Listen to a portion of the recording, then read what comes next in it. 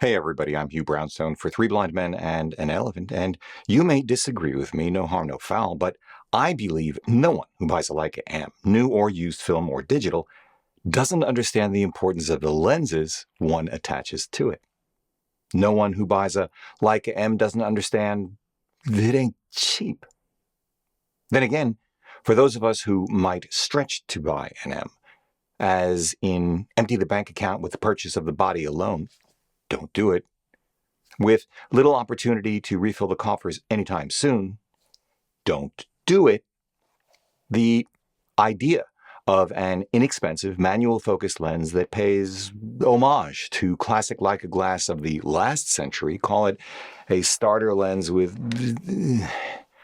character, but one with at least the possibility, given the degree to which skilled labor, computer-aided software design, and computer-controlled machinery have diffused across the globe, of being even better than a mid-20th century, say, pre-aspherical Leica lens, could be quite compelling. I understand.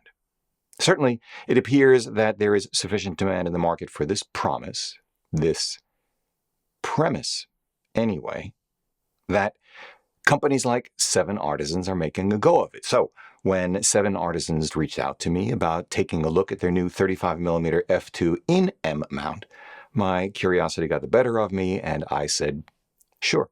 But I also asked them to send along their earlier, more expensive at $430 Summilux M inspired 35 f1.4 for comparison. So thank you, 7Artisans.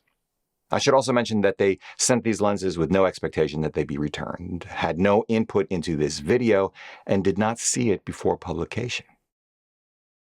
When the lenses did arrive, things quickly became very clear, and I'll cut right to it. Forgive my bluntness. 1.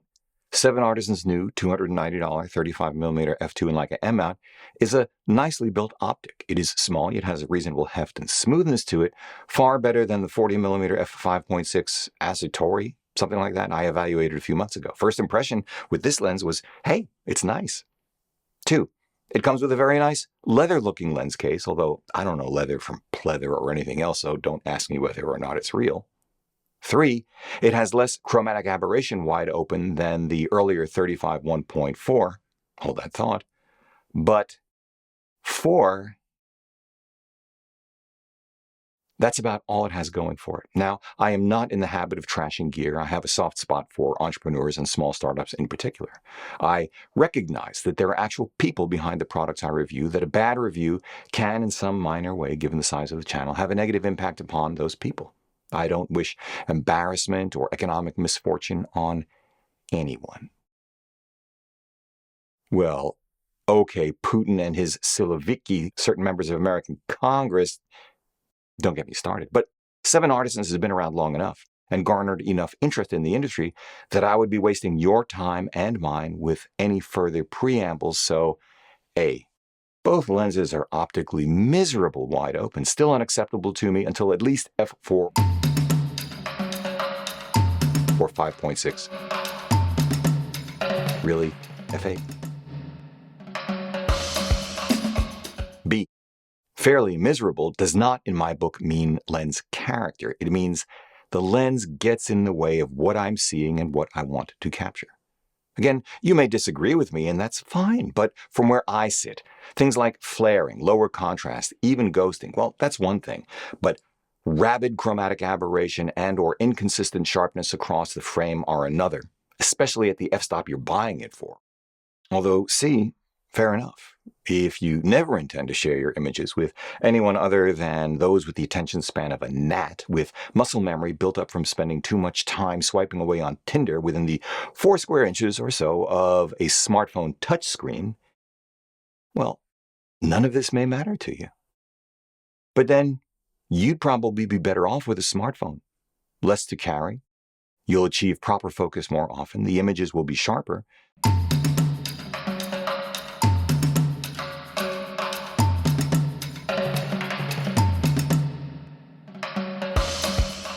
And you'll get your disposable images online much faster. Beyond all that, there's this, which, by the way, I didn't know until the lenses arrived.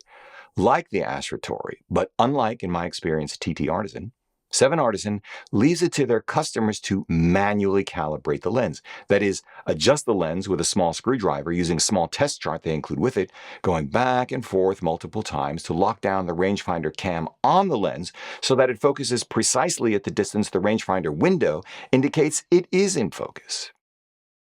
In other words, 7Artisans leaves quality control for focus to the end user. And who knows how often the lens will have to be recalibrated. Although, to be fair, the 7Artisan lenses are much better built than the Astratori. But that doesn't really matter. The end-user calibration requirement is a second showstopper for me, beyond the poor image quality anywhere near wide open. Once again with feeling, though, you may have a different point of view, and that truly is fine. The thing of it is, I, for one, didn't buy my Leica M8 in 2009 or my M11 in 2022 to futz with it. I bought my M's to be in the no-futz zone, to achieve images that would be worthy and stand scrutiny, captured with a relatively small, light, uncomplicated package that demanded very little of me other than a particular point of view, a good eye, and the motivation to get out there and shoot it and then display it at real sizes and distances. I bought those M's to be inspired, to revel in the experience, and end result of shooting with a talisman, to behold and have in hand one of the greatest industrial designs of all time. At the risk of repeating myself, anyone who buys into Leica understands how important the lens is to a final image. Anyone who buys a Leica M should take this into account at the time of purchase. Anyone who buys a Leica is likely to do so because he or she appreciates image quality, fine craftsmanship, the process of shooting simply, the role of heritage, historicity, permanence, and Leica prices notwithstanding, value. All of which prevent me from recommending either of these 7Artisan 35s, irrespective of one's budget or tolerance for uneven sharpness across the frame and or significant chromatic aberration wide open, unless one is predisposed to that kind of thing, a combination of some romanticized notion of lens character and a proclivity for tinkering. Much the way someone from my generation might have enjoyed assembling a Heathkit shortwave radio back in the day, never mind how well it did or did not receive signals. Although I should mention that I was not one of them. I saved up and bought a Hallicrafters SX133, though I confessed I used it mostly to listen to the 69-70 and 73-74 New York Knicks championship season games broadcast from Madison Square Garden. But especially for Leica shooters, the set of trade-offs 7Artisans offers in these two 35mm lenses strikes me as a false economy. Although again, not everyone will agree, and that's fine. Especially, maybe, if one is using a film M and aiming to recreate a mid-20th century look. Film, after all, is much less demanding than the latest sensors, so relatively poor sharpness across the frame at wider apertures will be less noticeable, and black and white film does indeed transform chromatic aberration into something else. Although I'd argue the Leica look is actually far less about the glass than it is about the photographer. What he or she sees, how he or she sees it, how he or she chooses to capture it. The substance of it, and both where and when he or she chooses to be in the first place.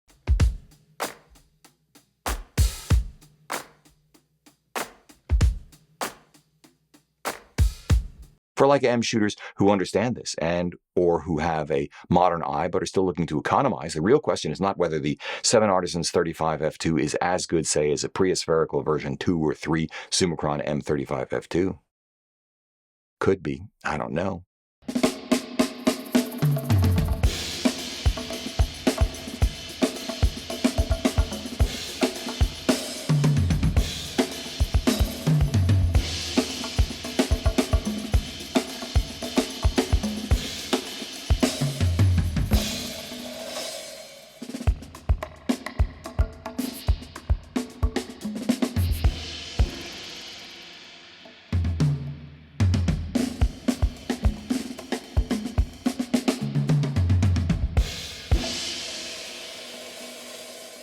or better than its 35 1.4 sibling.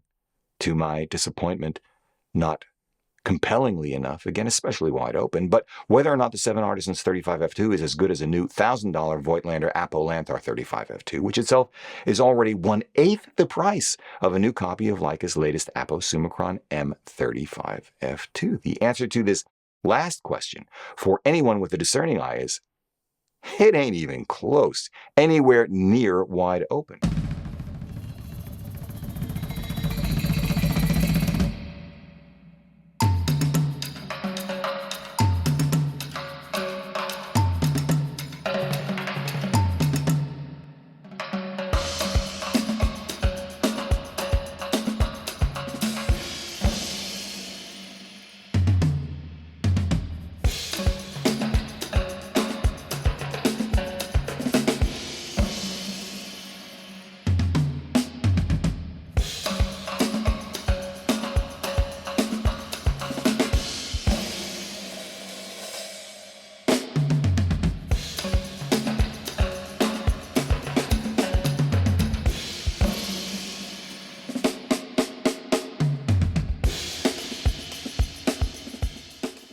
Stop down both lenses to f5.6 or 8.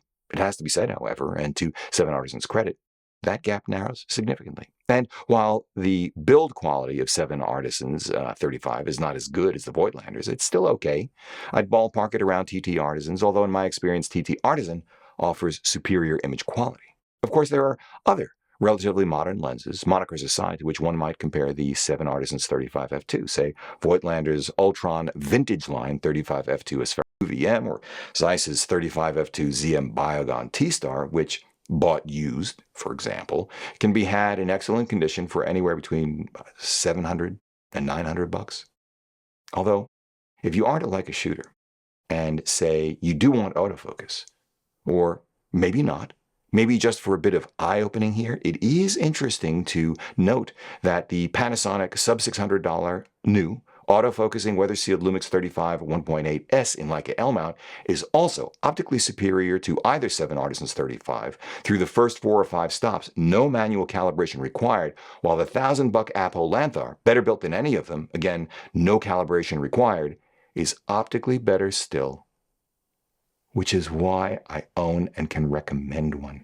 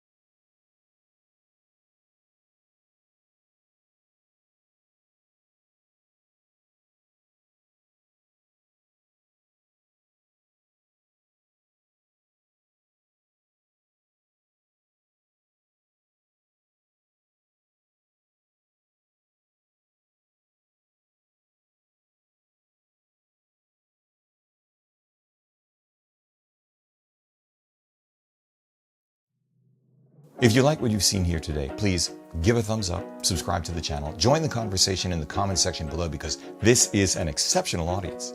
If you'd like help with a portfolio review, gear selection, finding or honing your artistic voice, sign up for a one-on-one mentoring video call via Zoom at 3bmep.com/booking. Finally, please consider supporting our work by using the no-cost-to-you affiliate links down below, sending us coffee money via PayPal, or most especially, joining us on Patreon, links down below as well. However you choose to support us, as always, we thank you for it.